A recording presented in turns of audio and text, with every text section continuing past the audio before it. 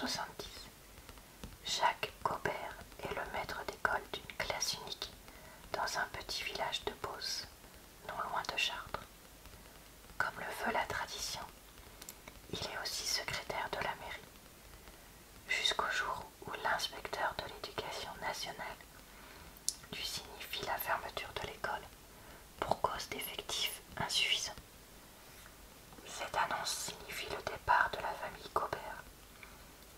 Une catastrophe d'autant plus grande que son épouse est infirmière. Le village va perdre à la fois ses enfants, son instituteur et le seul soutien médical présent dans le canton.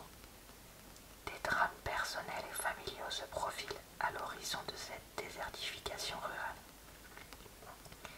Pour sauver la classe et le village, Jacques et son maire vont tenter de créer un regroupement pédagogique, seule solution pour faire reculer l'inspection académique.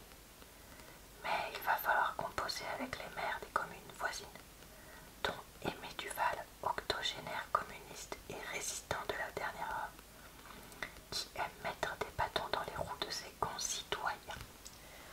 Voilà, donc on est sur un roman qui se passe dans les années 70, c'est pour ça que je précisais l'année de son écriture, et qui va parler d'école. Et je préfère aussi le préciser, ce n'est pas du tout une biographie ou autobiographie, c'est vraiment un roman, parce que moi au début je croyais que c'était une autobiographie, mais en fait non, pas du tout. Donc voilà, gardez ça en tête aussi, parce que sinon vous serez un peu confus comme moi j'ai pu l'être. L'inspecteur de l'enseignement primaire. À l'approche de l'église, l'inspecteur ralentit, tourne et s'engage dans l'allée qui fait le tour de la place. La voiture passe devant l'église, vire à angle droit à hauteur de l'Arsenal et s'arrête devant les grilles de la mairie-école, un bâtiment de briques rouges, typique de l'époque Jules Ferry. L'inspecteur Thibault coupe le contact, descend, récupère la serviette et le chapeau posés sur le siège arrière de sa déesse et se redresse pour se coiffer. Il fait froid. Au moment où il claque la portière, il est interpellé par un homme dont il n'a pas remarqué la présence. La mairie n'est pas encore ouverte. Le maître d'école est dans sa classe.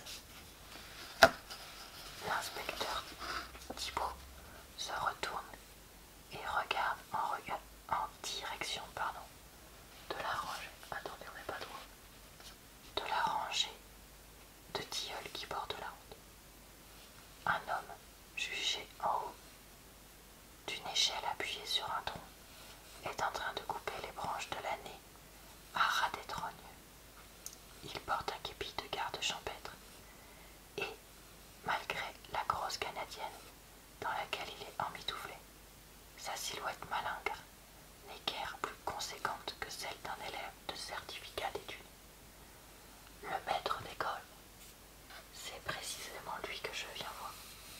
Je suis l'inspecteur de l'enseignement primaire. Oh, excusez-moi, je ne savais pas.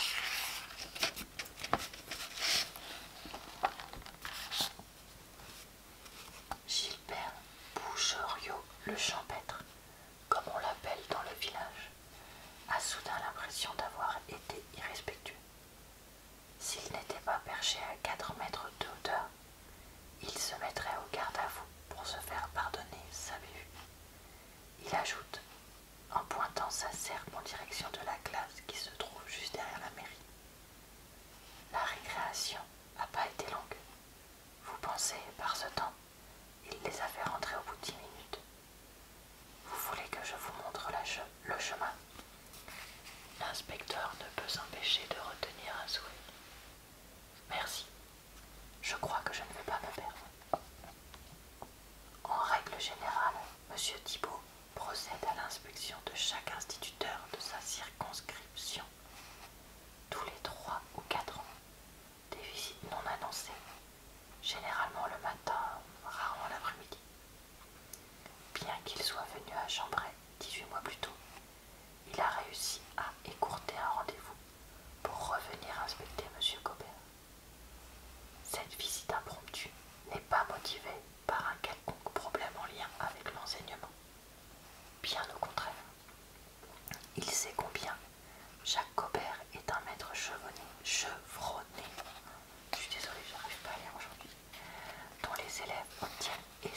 certificats d'études, la plupart avec une mention.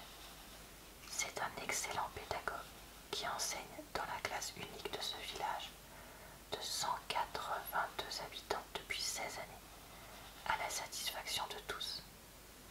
Une référence dans le canton, instituteur et aussi secrétaire de mairie. C'est la règle dans les petites communes. L'instituteur assure le secrétariat de la mairie.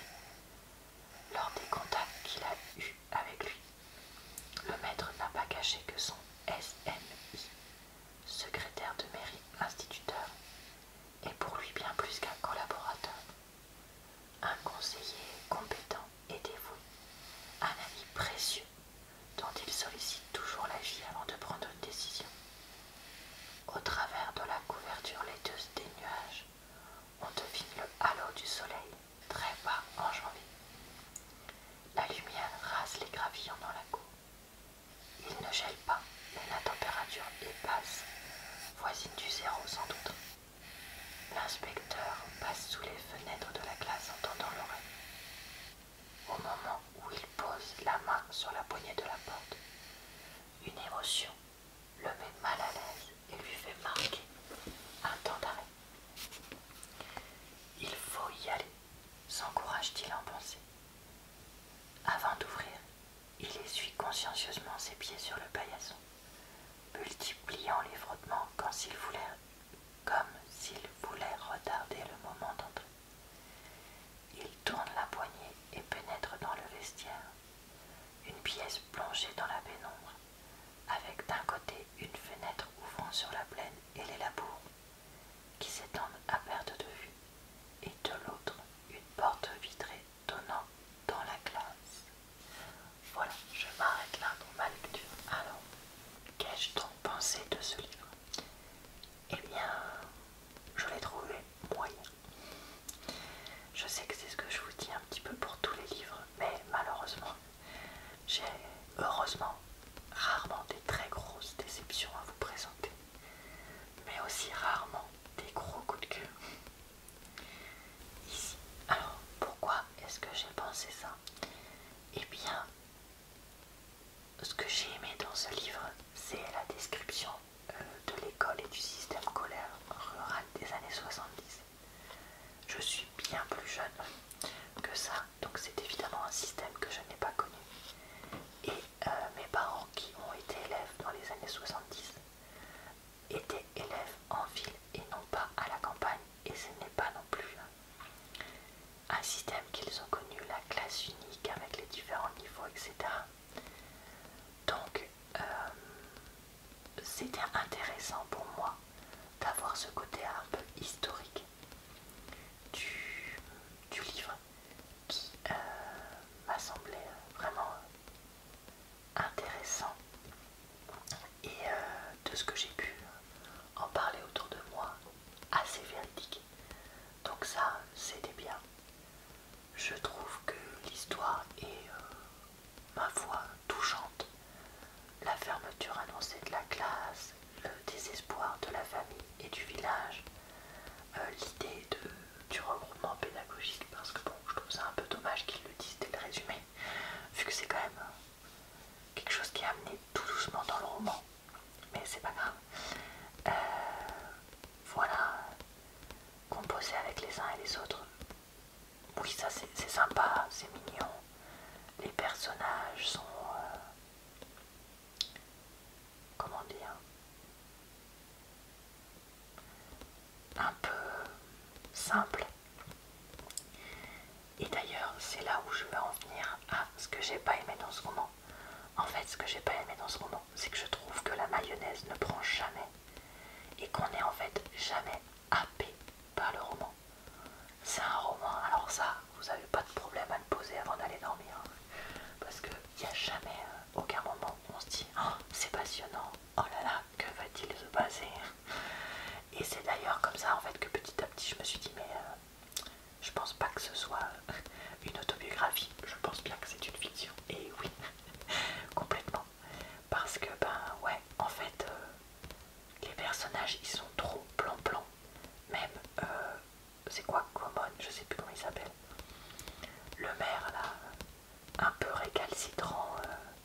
gauchiste quand il veut, etc.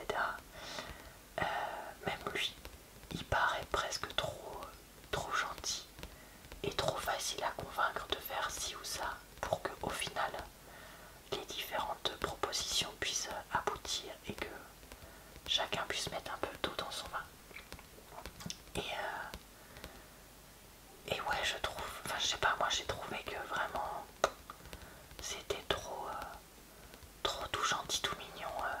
Oh là là, c'est les années 70, on va avoir la modernité, on va obtenir ci ou ça, blablabla.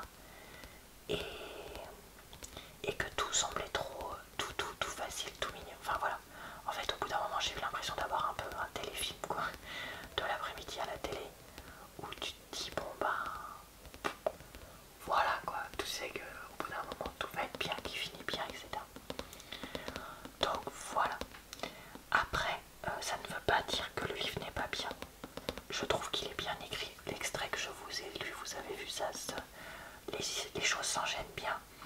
C'est légèrement descriptif, mais pas trop. Donc en fait, moi je visualisais bien dans ma tête les différentes personnes, les différents lieux, etc. Donc ça c'est vraiment pas mal. Et voilà, mais je pense que oui, c'était pas un roman nostalgique pour moi. Et en même temps, c'était un roman trop blanc-blanc pour moi aussi. Je pense que je préfère des romans où il se passe un peu plus de choses. Ou alors qu'ils soient blanc-blanc, mais avec une histoire d'amour, parce que ça fait quand même un peu rire. Donc voilà, écoutez, c'était quand même intéressant à lire. Je le recommande aux personnes qui soit étaient elles-mêmes élèves dans les années 70, soit vivent dans un milieu rural ou ont eu de la famille qui était dans le même cas. Ou alors peut-être, je me dis, des professeurs de milieu rural, peut-être que eux, ça les intéresserait de lire ce roman pour voir comment c'était avant, s'ils le savent pas déjà. Voilà. Oui, voilà. Désolée, j'ai eu un bug. Et bah écoutez, la vidéo va se terminer là-dessus. J'espère que mon avis a pu vous intéresser, relaxer et divertir. Je